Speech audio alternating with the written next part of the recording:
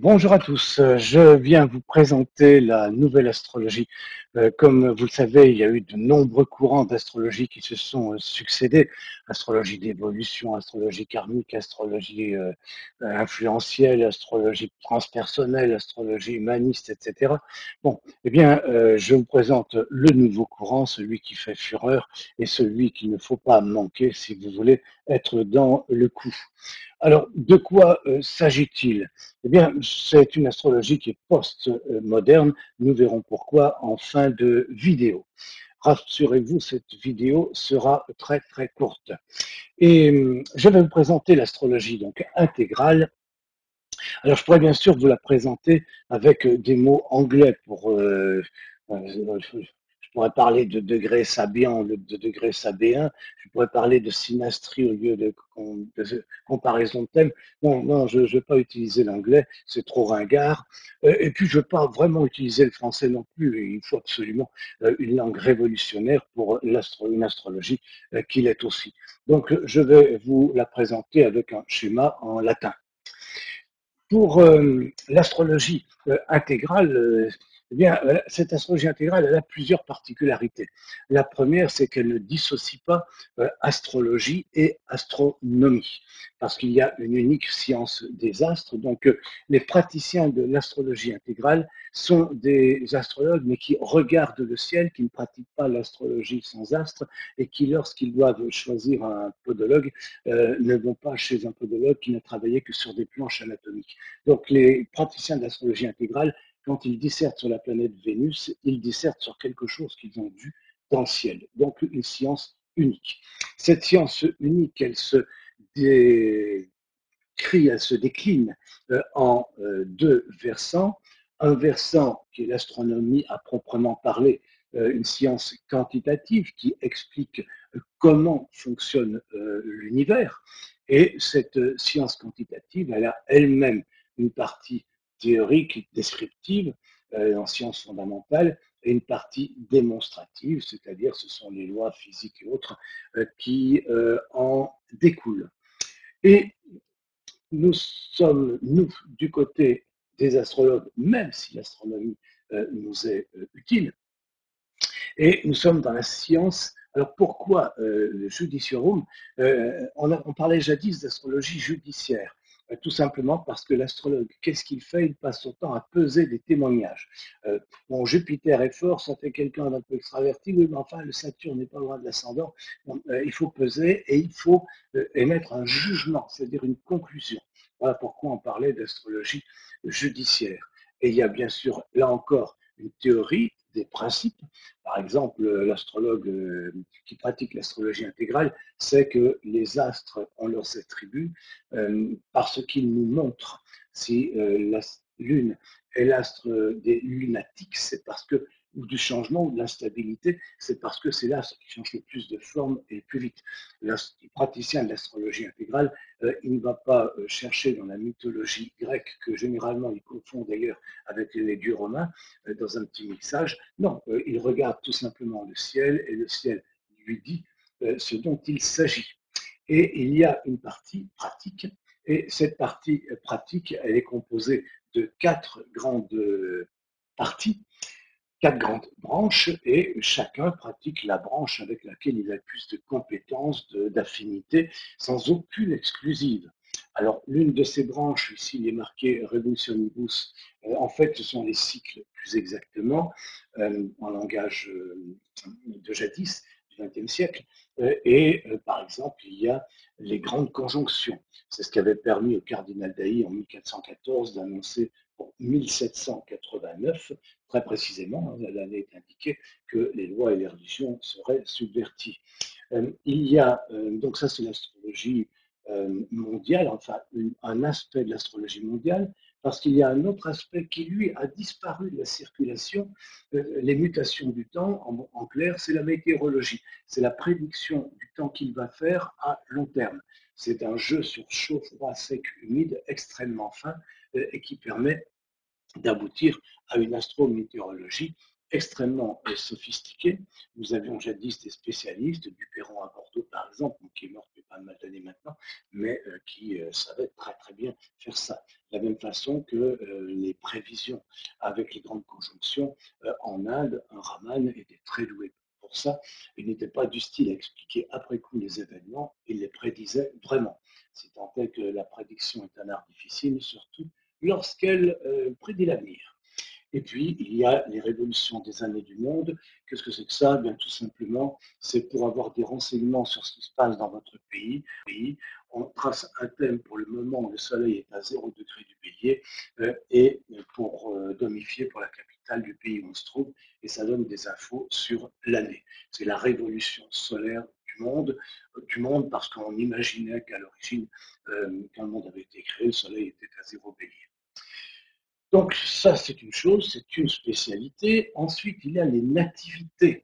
Alors, les nativités, eh bien, c'est justement, et puis les cycles qui s'appliquent aux nativités, transit et autres, les nativités, c'est l'astrologie qui est faite pour un commencement, celui de l'existence humaine indépendante. Les nativités, c'est ce qui a eu le plus de succès au XXe siècle, avec un avantage, c'est qu'on en a creusé certains aspects, notamment sous l'angle psychologique, avec un inconvénient, c'est que après mai 68, on a eu tendance à en oublier tout l'aspect objectif, c'est-à-dire qu'un être humain, c'est pas uniquement ce qui se passe entre les deux oreilles, c'est aussi un corps, c'est aussi un univers, un père, une mère, des enfants, des relations, c'est aussi une existence concrète. Donc toute une astrologie prévisionnelle, prédictive, qui ne fait pas la différence entre le dehors et le dedans, l'un étant d'ailleurs le reflet de l'autre. Il y a l'astrologie des interrogations. Cette astrologie des interrogations, c'est tout simplement quand vous êtes euh, mu par une question existentielle au point de finir par en accoucher. Si vous prenez l'heure qu'il est à ce moment-là, vous aurez la photo de la question et c'est très très intéressant parce que c'est un véritable zoom qui va donner des renseignements beaucoup plus précis qu'un thème fait pour il y a 50 ans. Et il y a enfin quelque chose de très très très particulier, c'est ce qui est marqué ici avec les images, la science des images, la science des élections. Eh bien, euh, les conditionnements, les déterminations qui s'exercent sur moi dans l'existence en raison de mon thème astral, je peux jouer avec. Par exemple, si dans à ma naissance, les présages, les promesses sur le plan conjugal ne sont pas terribles, je peux choisir de me marier à un moment où les configurations astrales font antidote par rapport au thème de naissance. Donc ça, c'est un des moyens de l'astrologie intégrale pour travailler, se confronter, jouer avec son thème. Et puis, la science des images, Jung a très bien montré l'importance des yantras, des mandalas, et le rôle des images par rapport à la psyché, eh bien, dans l'astrologie intégrale, même au Moyen Âge, on utilisait des images qui étaient comme des boîtes à capter des influences. Par exemple, le pape Boniface VIII avait des crises de colique néphrétique. L'astrologue et alchimiste Arnaud de Villeneuve lui fait un talisman zodiacal dans les règles. Ça coupe net les coliques néphrétiques du pape, qui finit par la remercier après l'avoir fait emprisonner d'ailleurs. Et alors, ça peut paraître bizarre, mais imaginez que je fasse fondre du cuivre, un petit morceau de cuivre, et que je le laisse se refroidir au moment précis où Vénus est au milieu du ciel, finit de monter pour commencer à descendre. Eh bien, en astrologie intégrale, on considère que ça capte une partie de la vertu vénusienne. Voilà. Parce que certains ont l'idée que l'astrologie intégrale était une astrologie fataliste, comme elle a été au cours des siècles pratiquée par des astrologues dont la quasi-totalité était médecins, il eût été stupide d'être médecin si on avait pensé qu'on ne pouvait rien faire.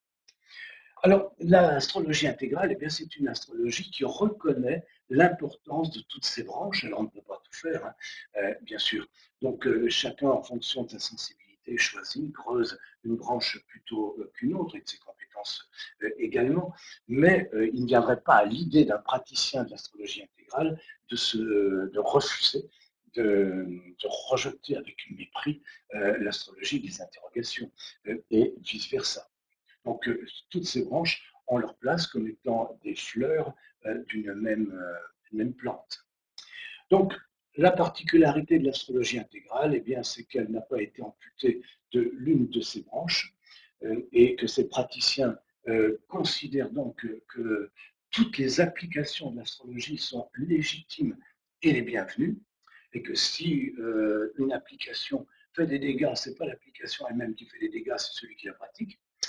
Et puis, elle tient compte, l'astrologie intégrale, de toutes les dimensions de l'être humain. C'est une astrologie holistique qui ne réduit pas l'être humain à ce qui se passe entre ses deux oreilles. Donc, c'est une astrologie qui tient compte de toutes ces dimensions, son corps, son univers, son existence, donc toutes ces dimensions. Et puis enfin, elle intègre la dimension spirituelle, mais surtout sans la confondre avec la dimension psychologique. Le moi, c'est la lune, le reflet du soleil. Le soleil, c'est l'identité véritable. Quand vous dites d'un violoniste, là, il jouait divinement bien, c'est qu'il s'était oublié lui-même. Il n'était pas en train de patauger dans son petit moi. Il s'était oublié lui-même. Et là, on touchait quelque chose d'autre. Voilà. Eh bien, tous ces aspects sont présents dans l'astrologie intégrale. Je vous montre ici un petit descriptif que vous relirez tranquillement, mais qui reprend ce que je viens de dire. Donc les cycles, astrologie mondiale, les nativités, l'astrologie des commencements et l'astrologie horaire. Dans le schéma, on parlait des interrogations, mais on parlait aussi des élections à un autre endroit, le choix du meilleur moment. Et il faudrait rajouter quelque chose que l'on nomme les décombitures, qui n'est pas dans le schéma, tout simplement parce que ça appartient à l'art médical. Et décombérer en latin, ça veut dire se coucher. C'est-à-dire c'est le thème qui est fait pour le début d'une maladie, et ça permet de savoir quand il y a des améliorations, de prédire les rechutes, ça permet de choisir les meilleures plantes, les plus adaptées, etc. Donc là, il y a un gros chapitre sur les décombitures dans mon bouquin, Cours pratique d'astrologie horaire, parce que la littérature manque en langue française. Voilà donc un résumé de ce que nous avons vu, en français cette fois-ci. Pardon de revenir en arrière et de quitter ma langue révolutionnaire.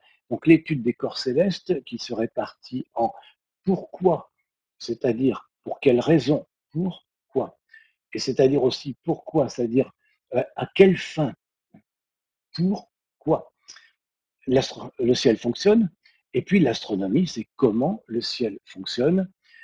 On a l'astrologie mondiale, ce qui était nommé les révolutions. Je mets les applications à l'agriculture un petit peu à part.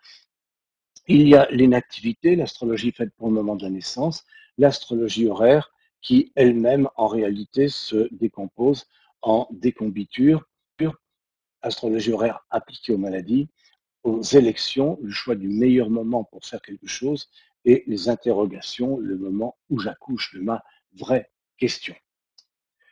En finale, pourquoi c'est une astrologie post-moderne? Je vous avais dit au départ que je vous expliquerai la raison. Eh bien, on dit souvent que le monde moderne n'est pas en crise. Alors, comme l'a fait remarquer jadis René Guénon, effectivement, il n'est pas en crise, le monde moderne. Il est une crise. C'est-à-dire que si on prend comme critère le plan spirituel et non pas le plan technologique, eh bien, notre civilisation nord-occidentale moderne et ses colonies culturelles sont les seules à l'échelle de l'histoire, parmi toutes les civilisations connues et documentées, à s'être appuyées sur des prémices strictement matérialistes. Aller dans un village d'Afrique noire, expliquer que vous êtes musulman, pas de problème, chrétien, pas de problème, animiste, pas de problème, expliquer que vous considérez qu'il n'y a pas d'autre dimension. Non, il n'y a que la dimension physique. Le gars, il va vous regarder comme si vous manquez une case, parce que lui, il vit ces différents niveaux de réalité. Donc, c'est une astrologie post-moderne, et c'est aussi une astrologie post-moderne parce que la tradition, ce n'est pas le traditionnalisme, c'est pas restaurer un âge d'or qui n'a jamais existé. Tradition, ça veut dire transmission. Et la tradition en astrologie, comme dans d'autres domaines d'ailleurs, c'est la transmission de ce qui a réussi séculairement. Et c'est une règle de base de la psychologie que si l'on veut avancer, il faut digérer l'héritage. Et du coup, l'attitude qui consiste à réinventer l'astrologie pour ne pas avoir à l'étudier n'est pas celle qui, du point de vue d'un psychologue sain d'esprit, est la plus thérapeutique. Donc, du coup, attendu ces deux points-là, eh bien, l'astrologie intégrale, l'astrologie révolutionnaire, c'est l'astrologie réellement traditionnelle. Et vous pouvez creuser, si vous le souhaitez, avec des formations certifiantes, avec des livres. On a notre propre maison d'édition. Il suffit d'aller sur ce site academieastrologie.com et si vous êtes intéressé pour des cours en ligne ou des séminaires en direct, en présentiel, entraînement à l'interprétation et autres, eh bien, vous avez mon site personnel. Voilà. Je vous remercie pour votre attention et je vous remercie d'avoir, avec moi, découvert l'astrologie intégrale.